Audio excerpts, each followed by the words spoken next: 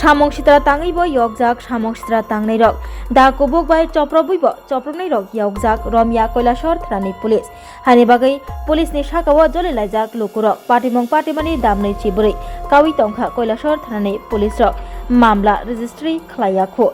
koktama rok sabui soimankha koila শহরনি Bhagabannagar গ্রাম পঞ্চায়েত 2 নং word তংনাই Monowar Ali সালব্রুম নেহাইকে কক্তি সালনি ফুঙ্গ সামনি বাগৈ নকনি অংখरै থাংমানি নগ মনোয়ার আলীনি বিহিক সাইদা বিবি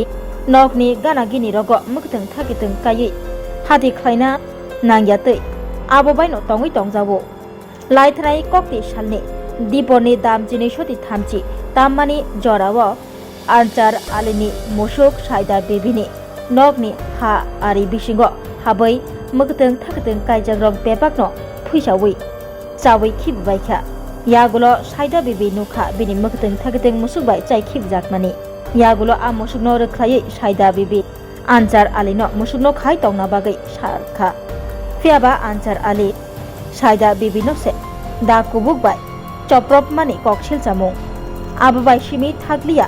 आनचार आलीनि बुफायं आहात आली ब शरनि मानैतोबै साइदा आलीनि यागो तगमानि कक्तमा थै साजार रुख्लाय हावा कलाय थांगा साइदा आली यागुलो लुकुरक नुगै लगी लगिनो साइदा आलीनि बुसाय मनोवार आलीनो साहका तै बफायै बिहिक साइदा आलीनो कोयला शहर थानाव तलांगै मामला ख्लायैखा यागुलो पुलिस रकबाय साजागै मनोवार आली बिहिक साइदा आलीनो साखामनगो तलां थांगा उनगति हांकनि साखामनगो फियाबा ककसिल जामुं दामनै चिबुरे जराकावैब कोयला शहर थानाव चप्रप मुंनि रेजिस्ट्रि ख्लायजाग्लिया तै चप्रपनाय रगनब रमजाग्लिया अबाहायनो साका तांसुल कक्तमा थुमनायनि बुसकांगो मनोवार आली 16 তারিখ আমরা বাড়ি ঘর ছাদ ঢালাই কাজ চলতেছে বাড়ি ভর্তি লেবার 40-50 জন খাওয়ান টাউন চলতেছে তারা খাইতেছে আত্মীয় স্বজন বাড়ি ভর্তি এমন সময় রণবীর দেবনাথ আর এর বাবার নাম প্রদীপ দেবনাথ তারা 3 গাড়ি ফুলাফাইন লইয়া আয়া আমার বাড়ির সামনে ফায়ারিং শুরু করছে তখন তো আর জল নাই কি হয়েছে বাইরেছি হ্যাঁ কইতাছে সন্ধ্যা 6টার মধ্যে রণবীর দেবনাথ সন্ধ্যা 6টার মধ্যে হ্যাঁ 12 লক্ষ টাকা দিতাম আর নাইলে আমরা বাঁচতে পারতাম না এই কথা কয়ে এসে না তখন অপরাধ কিতা কেলিকে 12 লক্ষ টাকা দিতাম তখন হ্যাঁ কইতাছে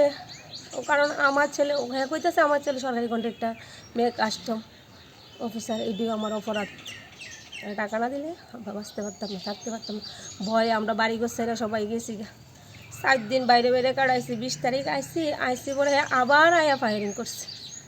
আর করছে পরে তো নিরুপায় বাঁচতেইব থাকতেইব আর কী করুন পথ পাই না তখন সোনা গয়নারে দিয়া আমার স্বামীরে দিয়া পাড়াইয়া গোল্ড লোন লইয়া হ্যাঁ 4 লাখ টাকা দিছি তারপর রণবীর দেবনাথ একটা ছেলেরে পাঠাইছে পরিমল সরকার নামে পাঠাইছে পরে হ্যাঁ টিভিএস শোরুমের সামনে টাকাটা আয়া লইয়া গেছে পরে দিয়ে তো ভাবছি যাই হোক তবু তো থাকতে পারুম বাঁচতে পারুম পুনরায় আবার আগামীকালকা আবার হ্যাঁ 10 লাখ টাকা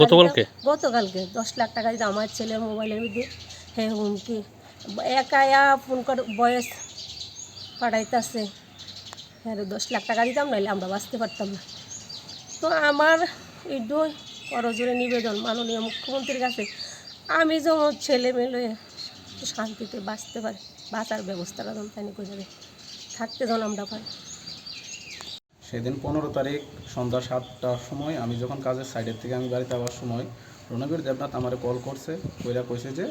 বিশাল করে ডিএম অফিসের পেছনে যেই শ্মশানের মাঠ ওইখানে যাওয়ার লেগে আমি গেছি আমি তো কাজ থেকে আইতেছি এখন তো যাওয়াটা আমার দ্বারা পসিবল হতো না আমি পরে কথা কম তো দেন হ্যাঁ কইছে যে আর যাওয়ার লেগে যে কোনো উপায়ই হোক যাইতে হইব তখন আমি যখন যাই যে যখন কইছে কি হয়েছে কী ব্যাপার আমার ডাকা হয়েছে তখন হের সাথে আরও 6-7টা ছেলে আসলো কইছে যে আমার 12 লক্ষ টাকা দেওয়ার লেগে নাইলে আমি ওইখান থেকে বাড়িতে আইতে পারতাম না তখন আমি কী কারণে 12 লক্ষ টাকা দিতাম এটা তখন কইছে যে আমি সরকারি কন্ট্রাক্টরে কাজ করি তার লেগে 12 লক্ষ টাকা হেরে দিতেই হইব না দিলে আমার প্রাণে মায়েরা ফেলাইব দেন আমি কইছি যে এটা হলো তাহলে আমার মায়েরা নেই বাট আমি তো টাকা দিতে পারতাম না তখন হ্যাঁ বন্ধু মানে পকেট থেকে পিস্তল বার করে 2 রাউন্ড গুলি করছে একটা উপরে একটা নিচে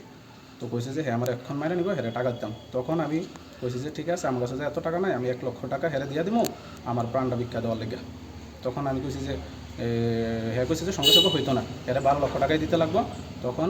আমার কইছে যে আর 2 লক্ষ টাকা দেবো। আমি তখন বলছি 2 লক্ষ টাকা আমি ব্যস্ত, তুমি এর বেশি পারতো না। তখন রাত 8:30 বাজে আছে গা। তখন হ্যাঁ আমার 1 ঘন্টার সময় হয়েছে, 1 ঘন্টার মধ্যে 2 লক্ষ টাকা দেওয়ার লেগে। তখন রাত্রেবেলা আমি বিভিন্ন জায়গার থেকে আমার আত্মীয় পরিজন যারা আছে সবাই থেকে 1.5 লক্ষ টাকা ব্যবস্থা করি এবং রাত্র 9:30টার সময় হ্যাঁ সাঙ্গবাঙ্গ, বিশ্বজিৎ, দেবনাথ, কর্ণজিৎ দাস তারা 2 জন এবং পেছনে একটা কালো কালার স্করপিও ছিল, ওইটার মধ্যে মেবি রণবীর ছিল। ওরা আয়া আমার বাড়ির সামনের থেকে 1.5 লক্ষ টাকা নিছে এবং 16 তারিখ বিকালবেলা আমার বাড়িতে ছাদ ডালাই চলতেছিল। আমার বাড়ির সামনে যাইয়া 3 গাড়ি, একটা সাদা থার, একটা সাদা স্করপিও, একটা কালো স্করপিও নিয়ে গিয়া ওইখানে 2 রাউন্ড আবার ফায়ারিং করছে। তখন 4টা বাজে আমার বাড়িতে 40-50 জন লেবার আসলো, তারা খাওয়া দাওয়া করতেছিল, আমার আত্মীয় পরিজনরা আসলো। তখন কইছে যে বাকি 10.5 লক্ষ টাকা সন্ধ্যা 6টার মধ্যে দেওয়ার লেগে, না হইলে এখান থেকে আমরা বাড়িঘর ছাইরা যাওয়ার লেগে। তখন আমরা কি করছি, প্রাণ ভয়ে এখান থেকে বাড়িঘর ছাইরা 4 দিন আমি অন্য জায়গায় আসলাম। তারপর যখন 20 তারিখ আবার পুনরায় বাড়িতে আসি, তখন আবার এইভাবে খবর পাই আয়া আমার বাড়ির সামনে, মা বাড়িতে ছিল, আমি বাড়িতে ছিলাম না, কাজের সাইডে ছিলাম। তখন আবার বাড়ির সামনে 2 রাউন্ড ফায়ারিং করে এবং মা যখন আমার ফোন করে কান্নাকাটি করে, তখন আমি কি করি, মা তখন মার গয়না নিয়ে বাবা যায় গরু নিয়ে, তো ওকে 4 লক্ষ টাকা টিভিএস শোরুমের সামনে আমার বাবা দেয় পরিমল দাসকে। ওই টাকা দেওয়ার পর কী করে যে পুনরায় গতকালকে মানে 22 তারিখ সকালবেলা 5:45টার সময় আমাকে ফেসবুকে ভয়েস পাঠায় যে ওকে আরও 10 লক্ষ টাকা দেওয়ার লাগে, না হইলে আমরা আবার কোনো মানে প্রাণে মাইরা ফেলা হইব। তো তৎসঙ্গে আমি এখন থানার প্রশাসনের দ্বারস্থ হব এবং প্রশাসনের কাছে এটা জানাবো যে ওদের যাতে অতি সত্বর কোনো একটা বিচার করা হয় এবং আমার পরিবারকে নিরাপদ রাখা হয়।